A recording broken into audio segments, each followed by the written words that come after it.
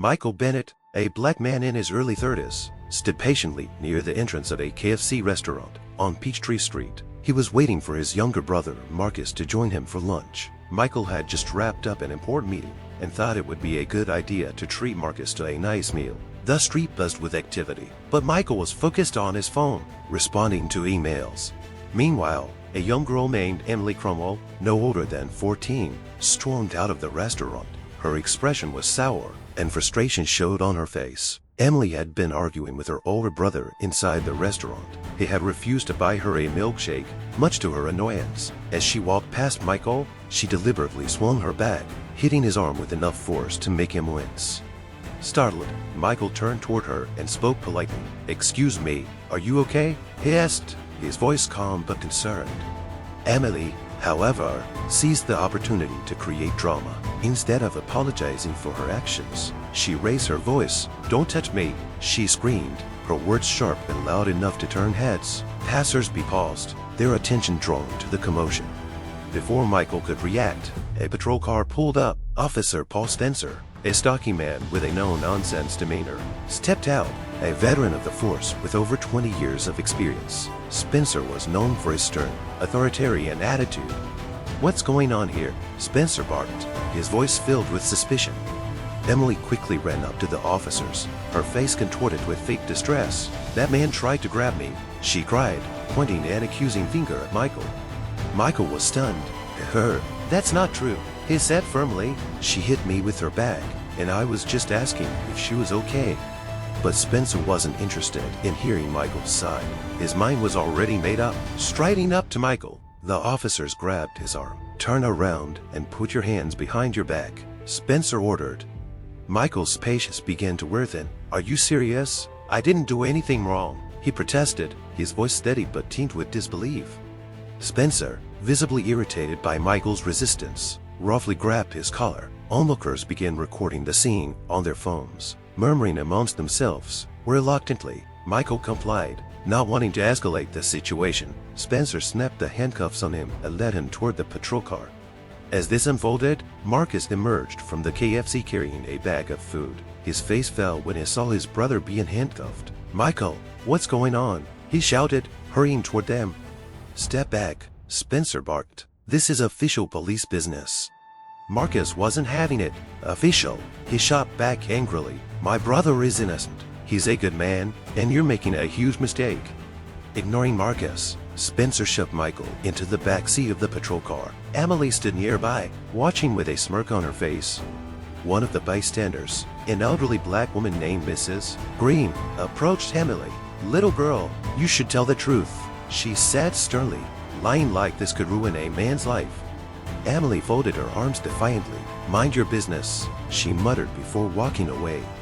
Inside the patrol car, Michael Saturday silently, his anger bubbling just beneath the surface. He thought about the years he had spent working hard to challenge stereotypes and build a respectable life. Yet here he was, humiliated in public over a lie. Unbeknownst to Officer Spencer, Michael Bennett was far from an ordinary man. He wasn't just another civilian. He was about to assume the role of captain at that very precinct, and the events of the next few minutes would change everything. When they arrived at the precinct, Spencer marched Michael toward the booking desk, ignoring the curious stares of his colleagues. As they approached, Lieutenant Sandra Martinez intercepted them. "Spencer, what's going on here?" she asked sharply. "This guy was harassing a young girl outside KFC," Spencer replied confidently. Sandra frowned. "Do you have any evidence or witness statements?" "The girl's accusation is enough for probable cause," Spencer insisted. Sandra's gaze shifted to Michael. There was something familiar about him, but she couldn't quite place it. Before she could ask more questions, the door to the captain's office opened, and Chief Harris stepped out. "Attention, everyone," he called, his voice commanding. The room fell silent as all eyes turned toward him. "I want you to meet your new captain," Harris announced, gesturing toward Michael, effective immediately. A wave of shock rippled through the room. Spencer's face turned pale as the realization hit him. "Wait, he's Captain Michael Bennett," he stammered. Harris continued, ignoring Spencer. "Captain Bennett comes to us with an exemplary record and a wealth of experience. We're fortunate to have him leading this team." Sandra quickly stepped forward to remove Michael's handcuffs. "Captain Bennett, I'm so sorry," she said, clearly embarrassed. Michael rubbed his wrist and nodded. "Thank you, Lieutenant Martinez." Then, turning to Spencer, he spoke firmly. "Officer Spencer, would you care to explain your actions today?" Spencer stumbled over his words. I didn't. No. You didn't know because you didn't ask," Michael interrupted. "Instead, you chose to humiliate me in public based on an unfounded accusation. Is this how you uphold justice?" The room was deathly quiet. Chief Harris's expression darkened. "Spencer, my office, now."